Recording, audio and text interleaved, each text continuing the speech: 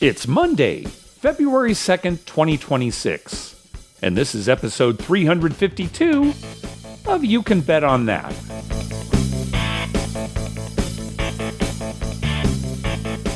Hi, everybody. Welcome to You Can Bet on That, a podcast for the recreational gambler. I'm Mark Duvall. And I'm Dr. Mike. Dr. Mike, everything going well for you? Yep, going well. Just, waiting to thaw out. Yeah, I understand. And you were pretty close on your Super Bowl prediction. It could have gone the way that you thought. Well, I'll tell you what. Rams should have won that game. Yeah. When there was like 3 minutes left and they went for the touchdown instead of kicking the field goal on fourth down. The whole time before it even happened, I'm thinking, just kick the field goal. Yeah. It'll be a 1-point game, and all you need is to get the ball back and get somewhere close to field goal range to have a chance to win it. Because even if you score a touchdown, you've got a 3-point lead, and the Seahawks will still have a ton of time to either get a touchdown or get a field goal to tie it. Mm-hmm. And so I take the points. They went for it and didn't get it, but I really think that would have been the best matchup, those two. New England's really good, too. Their quarterback, Drake May, is, for a rookie, I mean, he's doing great.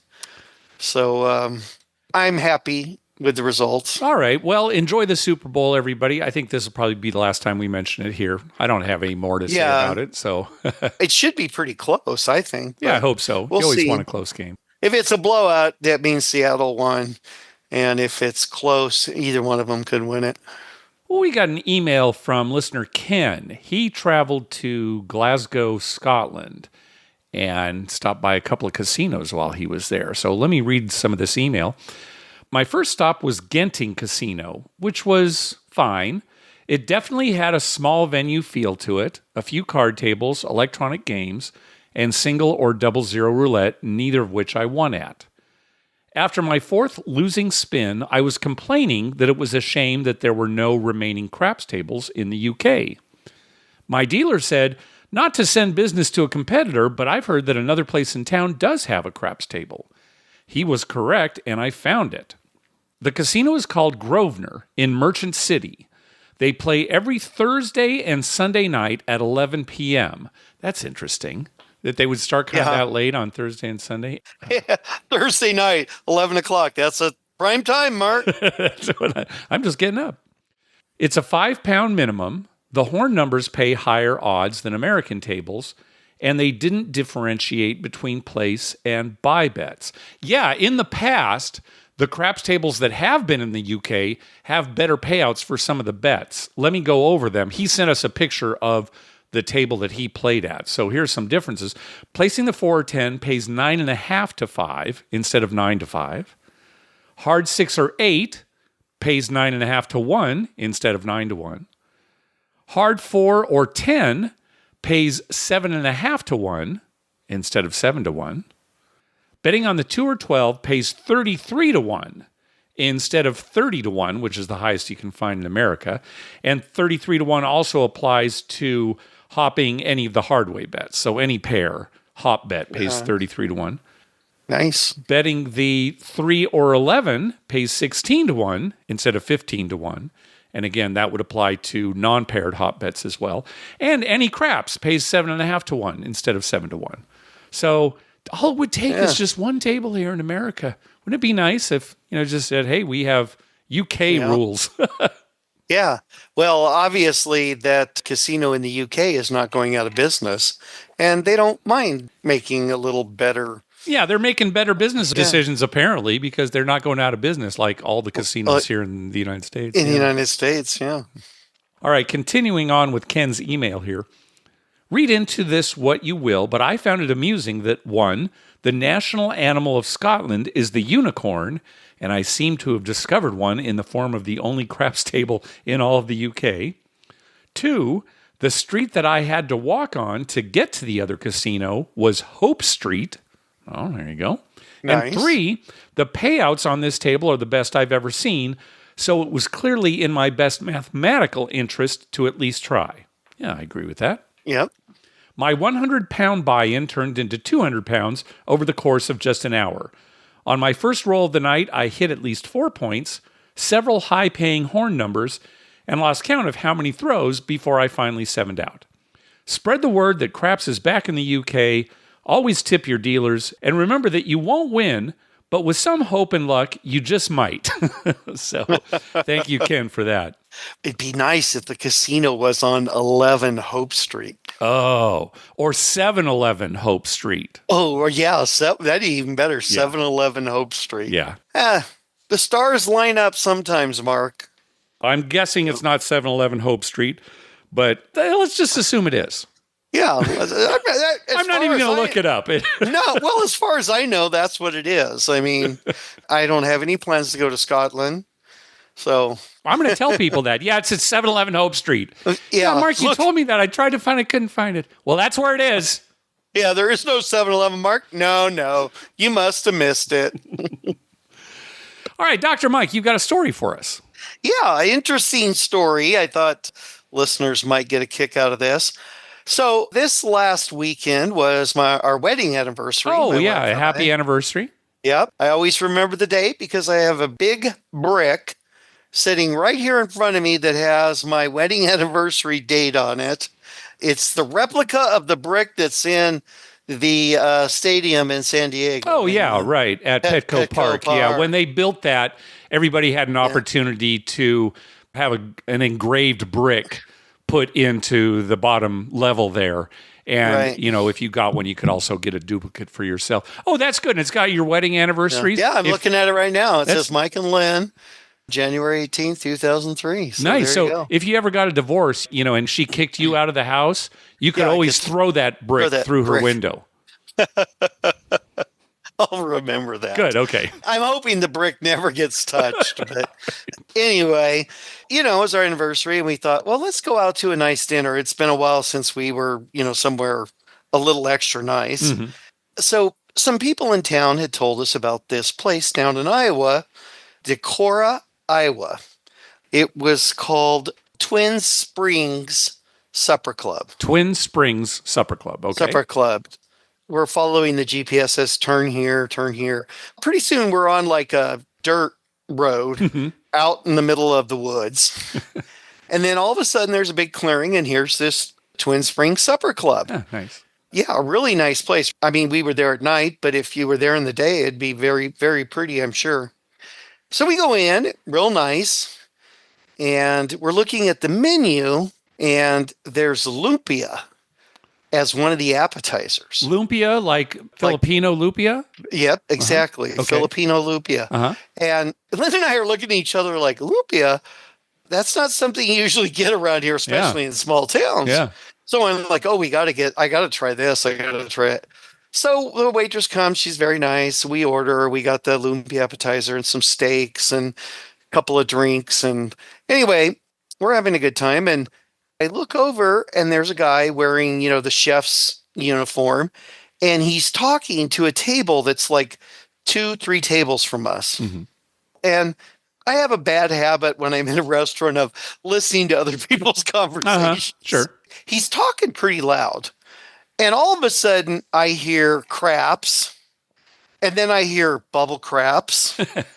And pretty soon I'm like, glued in, Yeah, sure, right. It's like if Lynn were talking to you at that point, you probably wouldn't even hear her. I wouldn't even hear her. I just, out of the blue, bubble craps. Yeah. I'd be like, what? Then he talked about, a trip he had here or a trip he had there and some jackpot he hit.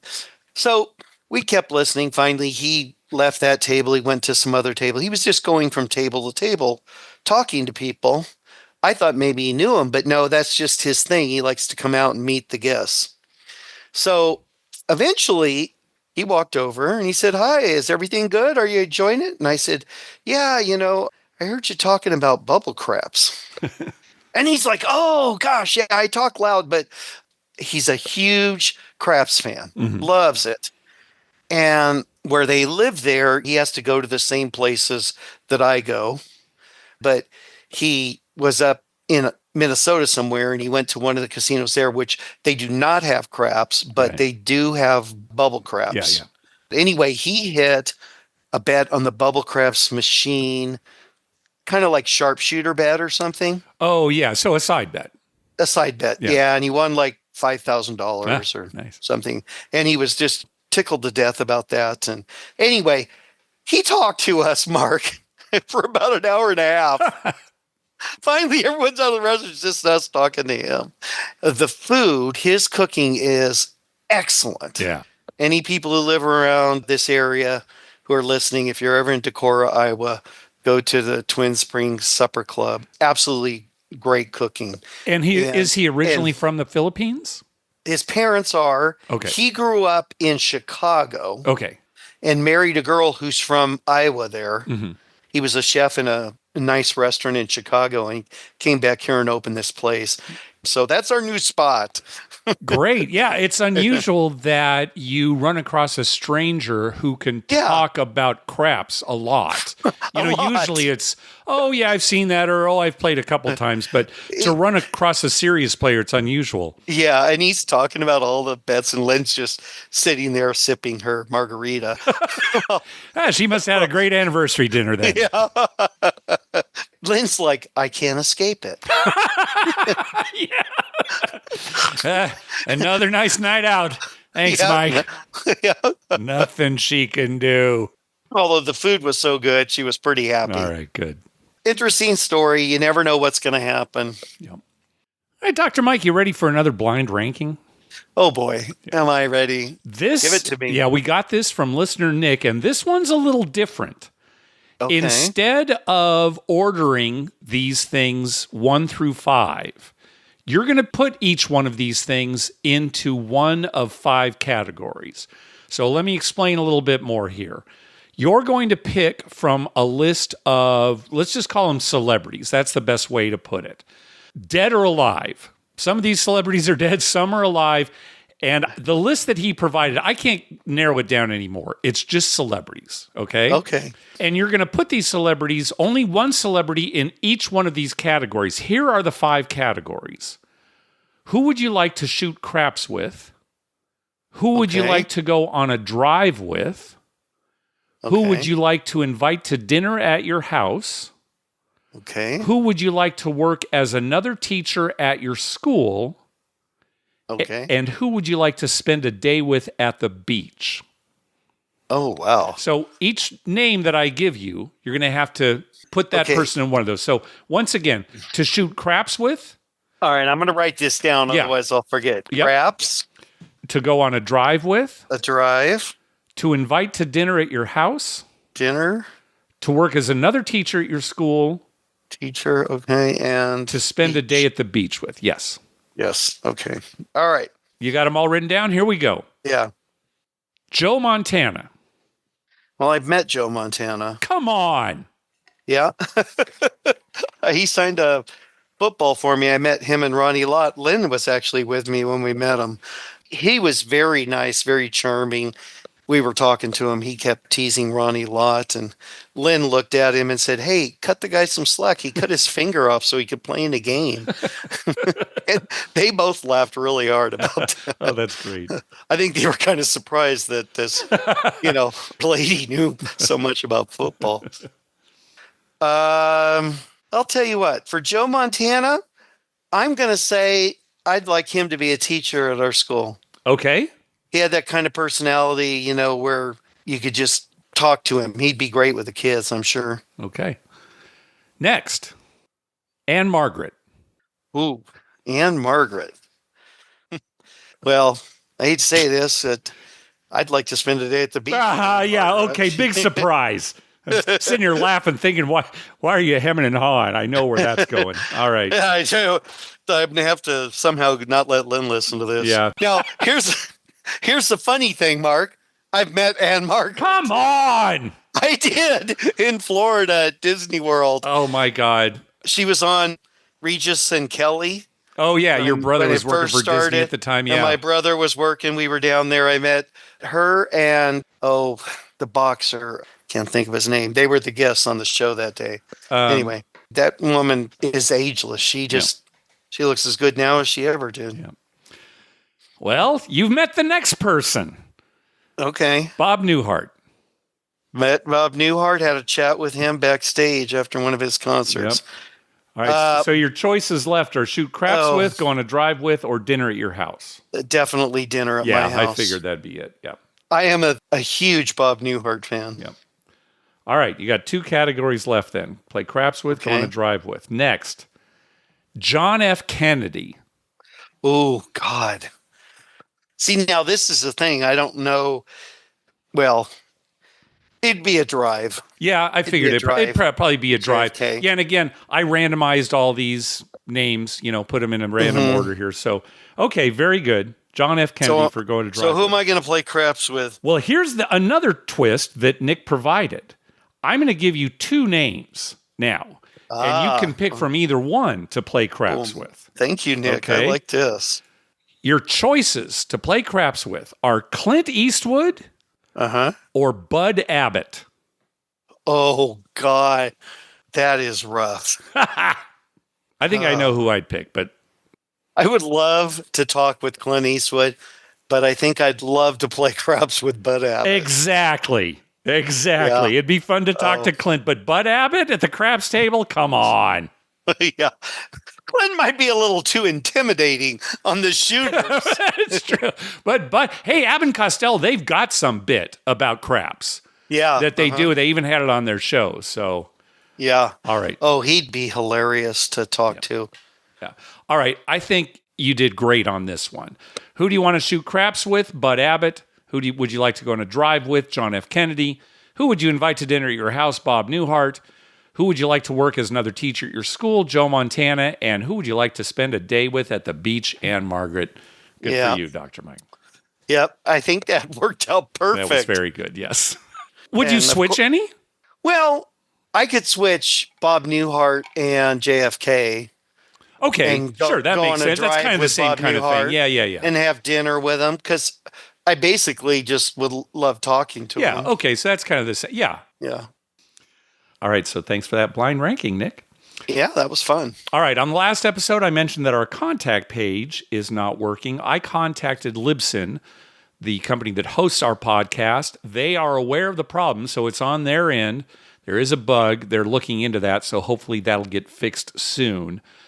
In the meantime, you can always just email us at youcanbetonThat@gmail.com. And in fact, when the contact page is working and you fill out everything, we just get an email at that address. So I've let them know, Mike. It's out of my hands right now. I'll let everybody know once it's working again. That's all you can do. Hey, thanks to everyone who's been clicking through our Amazon link. Remember, whenever you're going to buy something through Amazon, please go to our page first, youcanbetonThat.com, and click through our Amazon link towards the top of the page. All right, that means it's voicemail time. First up is Eric. Hey, Mark and Mike. Just want to address the Vegas is dead. We went out the week between Christmas and New Year's. Vegas is not dead. There's a ton of people there. But I can tell you what I did see. I see a lot of people just walking around, a lot of kids, a lot of people with animals, dogs. Some of them in strollers, some of them on leashes. First time I'd really noticed a pets in Vegas. We stayed at Caesars, Diamond Elite with them through Cherokee. If you guys ever do have the meet up in Cherokee, just to let you guys know, not an easy place to get to, but once you get there, absolutely beautiful and wonderful. Did see a lot of people in the casinos just walking around, not much gambling. I've seen a lot of people sitting at slot machines on their cell phones. First time I had seen this, it was hard to get to a slot machine with somebody not sitting in it. A lot of times they weren't playing. The restaurants were packed. The malls were packed. Not a lot of people playing craps or blackjack through the mornings and afternoons at night. Seemed like they had quite a bit of business. So keep up the good work. Love the show. Happy New Year. All right. Happy New Year, Eric.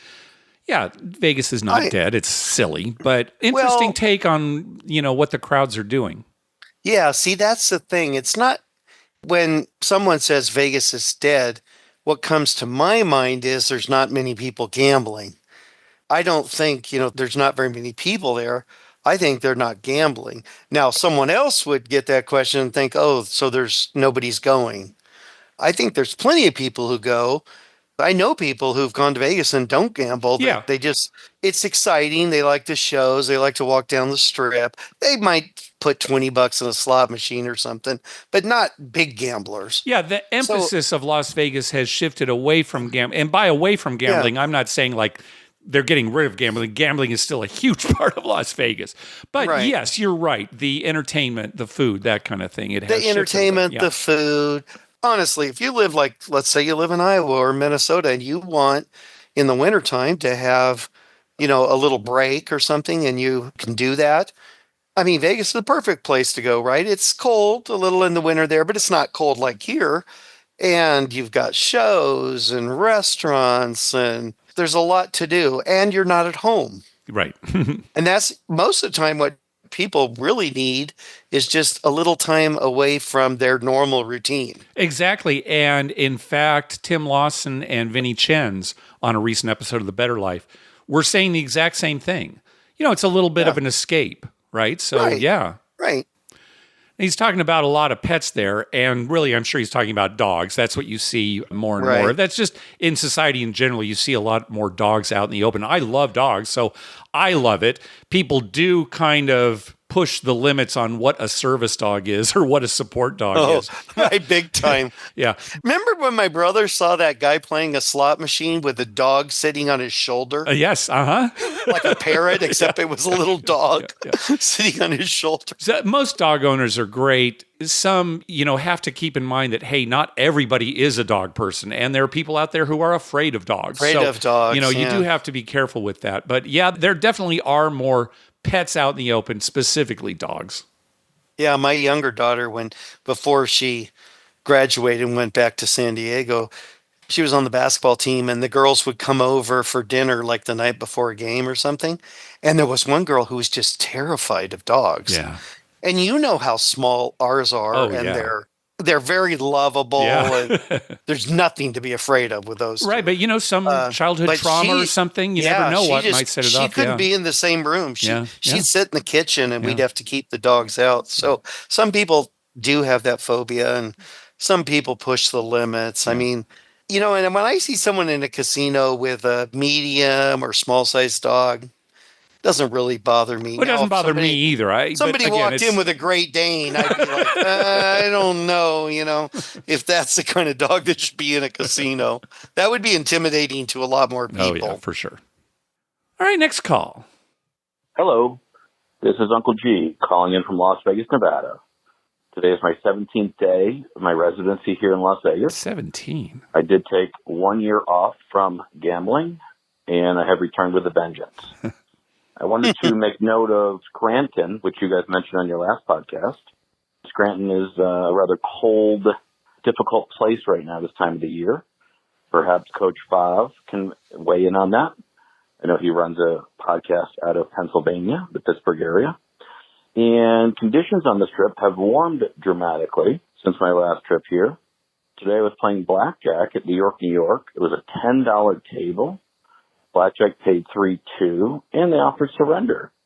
So good conditions there. There are also $10 craps tables available during the day along the strip. So conditions are good. I also noticed Dr. Mike used one of my terms, which is, this is what we do. Glad to hear it. Thank you. All right. This is what we do. Yeah. It's your mantra. Yeah. I said that to you when? 40 years ago? Yeah, I don't remember the specific circumstances, maybe not but 40. It might have been. Yeah, I think the first time I said that was when we had a trip and you had lost a fair amount and so had I. Yeah. And you were kind of bummed out driving home about how it went. And I said, it's what we do, And from there, we just, every time we had a bet, this is what we do. This is what we do. And you just let it roll off your back. Sometimes these things happen. 17 days. Oh, well, we're going to hear from Uncle G a little bit later, and he's still in Las Vegas. Oh, so, my. Yeah, it's coming up. I have a hard time with 4. I know. 17 would be, well, you'd have to be disciplined to go to bed sometimes and maybe eat a couple meals, Yeah. All right, let's hear from Keith. Hey, Mark and Dr. Mike. It's Keith here from New Hampshire, calling in with a trip report. The family and I went over to Aruba for vacation recently in December, and we stayed at a beautiful DVDV resort, which is attached to the Alhambra Casino. They have a 50-cent crap table from 6 to 7 p.m. 7 days a week. It's more of an educational table where they kind of teach players how to play, but it is packed with regulars trying to just jump on for that full hour to get as much bang for the buck as they can. The table is like an aircraft carrier. It is extremely long, and throwing it across just bounces everywhere. So it's probably the longest table I've seen. And the dealers are very surly. They don't allow any dice hitting whatsoever, which is fine. But I have a superstition where when I get the dice, I just turn it once to the left. They did not like that. And even when I sevened out on immediate throws, my next throw, they scolded me again. So not too pleasant to play over there, but 50-cent craps was definitely pretty enjoyable. Rest of the vacation went great. My daughter spent her first time in a casino as she is just getting her feet wet. She's a 3-card poker player, and on her 5th hand ever, she got a straight flush, which paid her $400 in pay for the first time, so she was pretty excited on that. Love the show. Keep up the good work, and definitely can't beat 50-cent craps. Take care. Well, you know how I feel about Aruba. So yeah, that's right. We had an Aruba call last episode, and you were going on about how you love the name. I love that word, Aruba. 50-cent craps. Now, I got a question. It's 1 hour. 1 hour each day. Yeah. Now, wouldn't you think that'd be an awfully slow game, though? For like regulars to hang out there? Maybe, especially he said it was a big table and that, people really pile onto it. I would think, very slow game. Very slow game. And I think that if there really are some people on there who are learning, that really would slow the game down too. So you got lots of people and some learning and dealers trying to explain things to them. Yeah, and low limits. No wonder they're surly. Yeah, no wonder they're surly. I mean, it's probably a ton of work for them. Yeah. But turning them once, they got a problem with that? That's pretty weird. That's maybe because the game is so slow. Yeah. They just want them to pick them up and shoot them. Shoot them, yeah. I can understand that. Okay, next call. Hi, Mark and Dr. Mike. This is Julio over the Bay Area. Just want to give you guys a quick story of what happened. I was at the Pepper Mill in Reno, Nevada over the weekend, and I was playing craps. Funny thing happened. I was in the middle of a roll, and this family came up to the table. It was like a father, and I would imagine like the mother and maybe like 2 daughters and a son. They didn't know what to do. The first time at the table, the father was trying to teach the daughters how to play and how to put money down, get the chips. They went through the whole motion, right? Meanwhile, I'm just rolling. I didn't mind that they were dropping the money in the middle of my roll. $10 tables at the Pepper Mill, by the way, on a Friday. But anyways, the father then tells them to put on pass line. I hit the number. They win. They're ecstatic. They bet the $10. Then they pick other numbers, and I hit their numbers. They keep winning, and they start handing me, the father tells them, hand them the chip, hand the shooter a chip. And they start giving me $5 chips, and I'm like, okay, thank you, but I'll tell you what, I'm gonna give it to the dealers. They're working hard, so I let the dealers have the chips.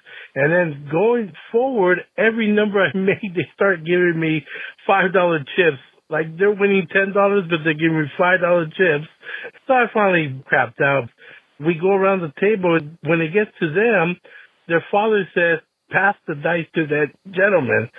So they all pass the dice to me, and I looked at them and said, it's not going to happen again. And even before I pick up the dice, they're handing me chips. They're like, here you go, sir, here you go. So I'm like, okay, I'm going to give it to the dealers. And you guys can imagine what happened. It wasn't a bad roll, but it wasn't a great roll either. And, they were like, oh, thank you. They were a good family, but it was funny. They were handing me chips.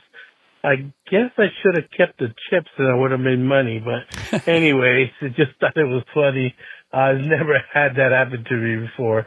Hey, just wanted to share that story. You guys keep up the good work and hope to see you guys soon. Maybe for for that March Madness Vegas trip you guys keep talking about. I hear that Dr. Mike is really thinking about going there. I gotta. He got cut off there. Yeah, Mike, March Madness. Hey, I might go just to meet Julio. Oh, gosh. That is a great story. Yeah, wonderful story. The people were giving him half their winnings, and then he's giving it to the dealers. Yeah. I mean, that's just all around good. Yeah, very good story. Oh, Julio, you should have followed him around all weekend. Yeah. Or are you going to play this game? Oh, you going to play this game? You're like one of those guys, that slot machine's going to pay off. And then when it does, give me half. That's right. Let me show you a slot machine that's about to hit. That's a typical scam, Right. Oh, they were having fun, Julio. Yeah, everybody, they were having fun. Julio was having fun. The dealers were having fun. I mean, that is just my dream of craps. When I'm dreaming at craps tonight, that's what's happening. All right, let's see how Uncle G's doing. Hello, this is Uncle G calling in. I'm on day 19 of my January residency. Your last podcast, you were talking about what's better in Las Vegas. In addition to cleanliness improvement, I also noticed in my 19 days I've been here, I haven't waited in line for anything. So I've switched resorts maybe 5 times, different properties, and you get the check-in information and digital key on the phone. So there's no waiting in check-in lines. I haven't waited in line at a cage ever. I haven't waited in line at a restaurant or a show. So 20 years ago, I remember waiting in lines at a lot of places. Now, with new technology, I haven't waited in line anywhere in the 19 days I've been here. And it's much, much better. Think of the time we used to waste at a line. It was dirty, smoky. That's all gone. So dramatic improvements there, too. Appreciate your work, guys. Thank you. Uncle G out. Thanks, Uncle G. I'm still waiting in lines, specifically at the cage. I'll always let listeners know my frustration with that.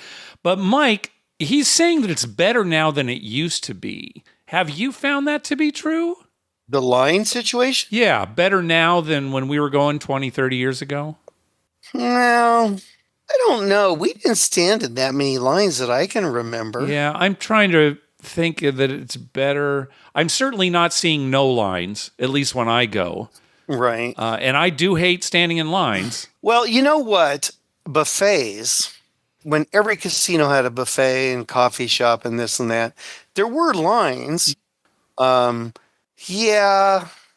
was just talking to somebody today about we were talking about some of the students, and I said, they live in a world where everything's fast. Yeah. You want to find out what happened in the news today? Boom. There's your phone. Right. Everything is fast. There's no waiting. When we were kids, if you wanted to know what happened today in some part of the world, you had to wait till the news came on. Right, news came on or newspaper. And if you wanted to know, for example, if you were thinking, what was Jeannie's sister's name on I Dream of Jeannie? Jeannie. You couldn't really look it up anywhere. You'd have to watch episodes until one came on with Jeannie's sister. Or call some friend that knew the answer to that. Yeah, that'd be and option. Ask them. Yeah. But then you had to wait for the phone because there was only one phone in the house, and your sister was on it, talking to her friends all night long. Yeah, things are faster now. Let's not fall into Grandpa telling stories about the past. No, but things are faster now, so people expect not to have to wait. Casinos, along with every other business, is looking for ways to make it so there is no waiting. Let's open this up to the listeners. Are you finding that there are not as many lines in Las Vegas as there were 10 years ago, 20 years ago, 30 years ago? What do you think? Let us know. All right, let's hear from our good buddy Bert. Mark, Dr. Mike, it's Bert from Virginia. Hope you guys are doing well. Want to give you a quick trip report from our trip we took MLK weekend up to Atlantic City. We stayed over at Harrah's, pretty decent stay. The place was crowded. There was a volleyball tournament in town, so a lot of volleyball teams running around, but they pretty much stayed to the conference side, so it wasn't too bad. But here's the dilemma that I faced during this trip. You guys, a few shows ago, discussed something that a bunch of other podcasts had debated. Would you rather have a big win early in the trip or a big win late in the trip? I'm voting for late, and here's why. My wife and I were doing some low-rolling slots. That's her thing. She's like, I play penny slots. I was running around with her playing a bunch of slot machines. Ended up turning a $100 buy-in into about $700. We had just started the trip. This was the afternoon. We had just checked in. So we did some other things, had some meals, did some shopping, hung out, did a little bit late gambling, nothing major. She went to bed. Around midnight, I decided to go back out and play video poker. She doesn't like video poker, so I normally play that at night after she's long asleep. So I took that $700 ticket, and since it was mostly winnings, decided I normally pay 50 cents a dollar. I said I'm going to go to $1, $2 machine. So started at $1 on double bonus. Ended up doing pretty well, got some decent hits. Normally, if I get a decent hit, I will go from $1 to $2 for a couple of hands to see if anything's popping. Ended up hitting 4 aces in double bonus, which paid $1,600. And with the new rules, no hand pay required, so I didn't have to wait. Just kept on playing. By the time I left that machine, probably 2.5 hours later, 2, 3 a.m., I turned that $700 into almost $3,500. Now, this is the first night of a 3-night trip, so the rest of the trip, I am stressed, trying not to give all of that back. Of course, I'm going to play more, but the rest of the trip, every time I would go out to play, I'm like, okay, I'm losing, let me stop. It made me nervous about losing. I still had never touched the bankroll I brought with me. I was still playing with the winnings that I had from that first night. So over the next 3 days, I would normally jump from casino to casino, trying some table games, some video poker, maybe a few slot machines. I don't like the nervousness, so ended up leaving with about $3,000 of the almost $5,000 that I was up total, including my bankroll for the trip. So gave a little bit of it back, but I was so nervous about not coming home with zero from being up that much. It was an interesting trip. One more thing, they gave me a direct bet, I guess a match play, whatever you would call it, for table games every day that I was there. So 4 nights, played 4 different games, played Baccarat, one on both hands. They only let you play the player side. Did blackjack, won both hands in blackjack. Went to the roulette table. They only let you play red, one on red, played even, one on even. The last day, I decided, well, let's go try my direct bet on the craps table. Put it on the pass line, lost the first one on I think a 12, second one on the pass line. Guy rolled a 7, won 25. Let the 25 ride. Guy rolled another 7, won another 25. Took the 50, walked away. It was an interesting trip. Well, all 4 table games won and gave a lot back, some of it back anyway, in video poker and some slots and a couple of table games. But I think if I hadn't been so nervous about giving that winning money back, I would have probably pressed some of those table games where I was doing okay. But I'd rather win it late. I'd rather chase playing on my bankroll and try to hit something to get even or get close to even than win big early and be nervous about giving it all back and live with that regret. So you guys take care. All right. Interesting. We had first heard this question asked on 5 Honey by Midnight. Would you, on a trip, rather have a big win at the beginning of the trip or at the end? I said I would like to have it at the beginning because then I could just kind of relax and play with those winnings the rest of the time. You said you'd rather have it at the end because if you had a big win at the beginning, you know the way that you play and you'd be more aggressive and you might end up losing more because you're aggressive the rest of the trip than if you hadn't won right away. This is new. Just not wanting the anxiety of possibly losing all your winnings.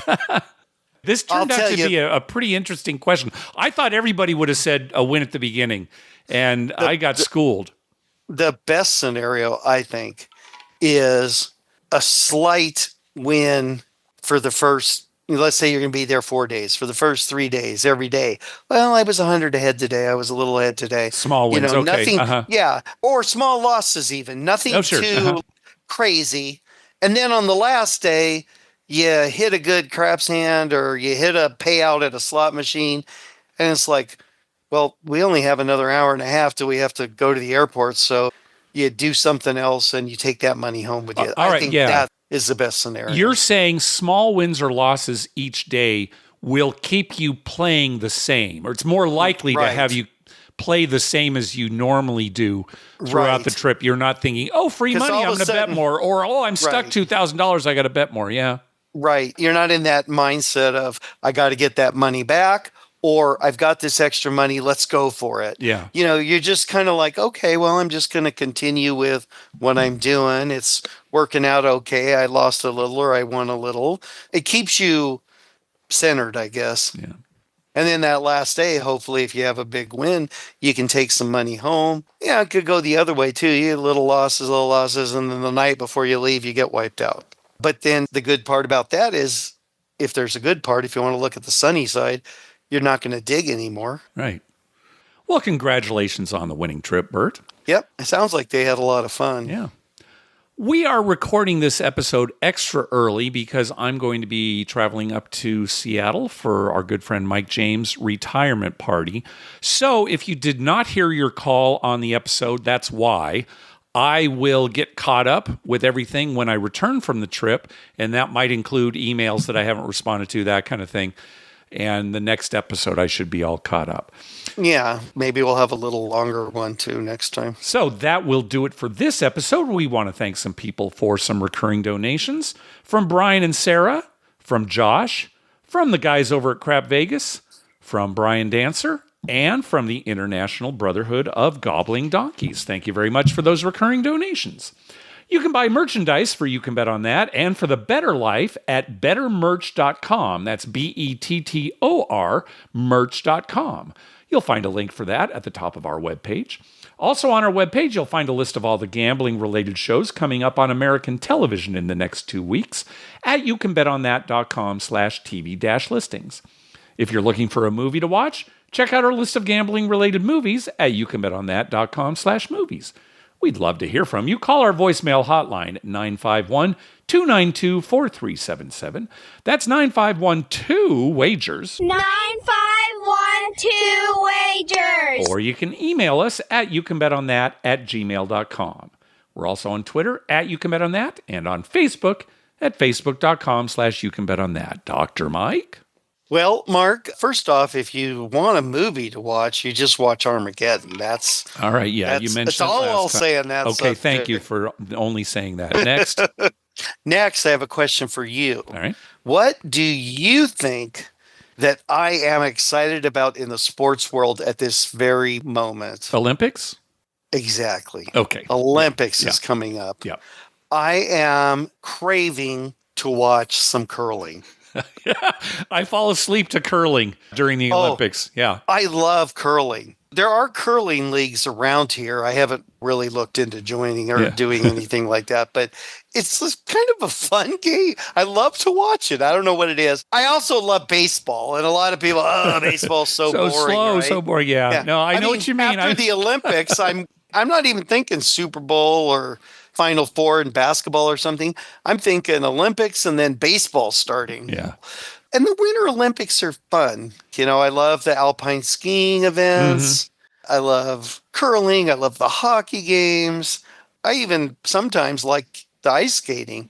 The American ice skater, and I can't remember his name, but, you know, he's the only guy to do the quads, the four things, successfully. And Lindsey Vonn is going to be in the Olympics again.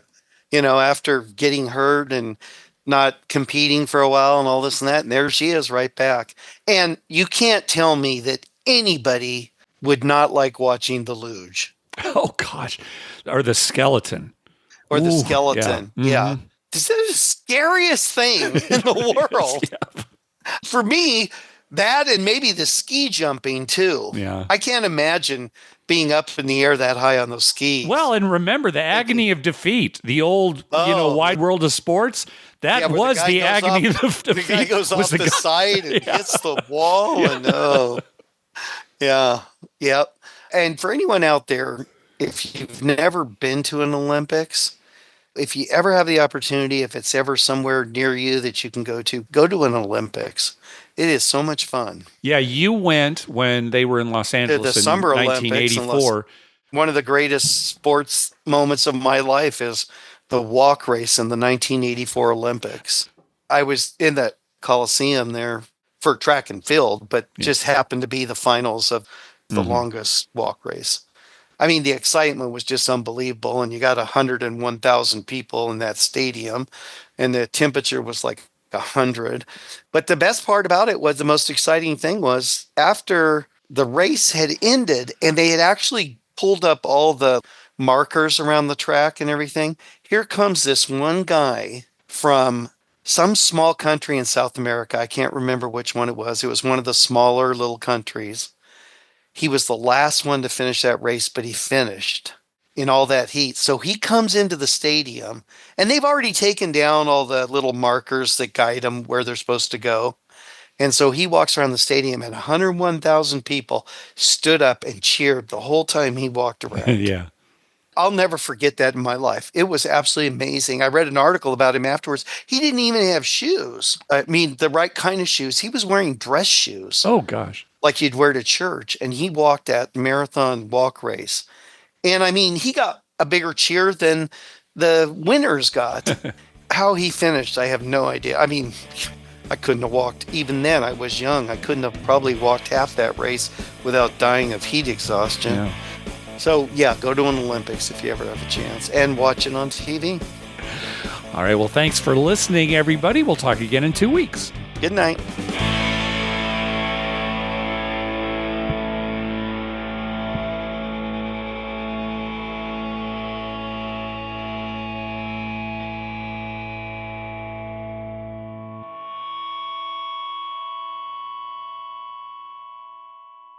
This is what we do. I know.